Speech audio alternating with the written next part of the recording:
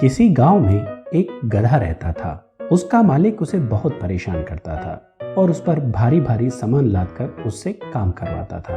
एक दिन गधा परेशान होकर जंगल की ओर निकल लिया।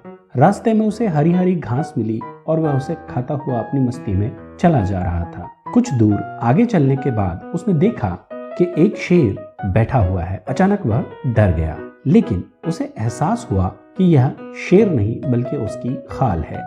उसे देखकर गधे के मन में एक विचार आया और उसने उस खाल को ओढ़ लिया।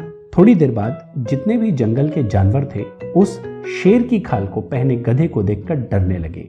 इससे गधे के अंदर अहंकार उत्पन्न हो गया और वह सभी जानवरों को डराने लगा। उसका विचार बना कि वह गांव की ओर जाए, क्योंकि वहां पर लोगों ने फसलें उगाई हुई थी। वह जैसे ही गांव की ओर बढ़ा, सभी लोग उससे डरकर भागने लगे। अब उसे स्वयं पर और अहंकार हो गया था। अब वह हरी हरी घास और फसलें खा रहा था और उसे कोई परेशान करने वाला नहीं था। साथ ही लोग भी उससे डरने लगे थे। उस गधे से पूरा गांव परेशान था।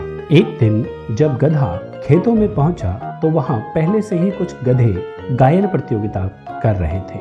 गधा इस बात को भूल गया कि वह शेर की खाल में है और अपने वाचाल यानी ज्यादा बोलने के अवगुण के कारण वह भी जोर जोर से ढेंचू ढेंचू बोलने लगा। यह सुनकर जो किसान छुपे हुए थे बाहर निकल आए और डंडों से उन्होंने गधे की खूब पिटाई की। गधा लगभग अधमरा हो गया था। उसके बाद वह किसी तरह अपनी जान बचाकर जंगल की ओर भाग गया। इस कहानी से हमें शिक्षा मिलती है कि जरूरत से ज्यादा नहीं बोलना चाहिए।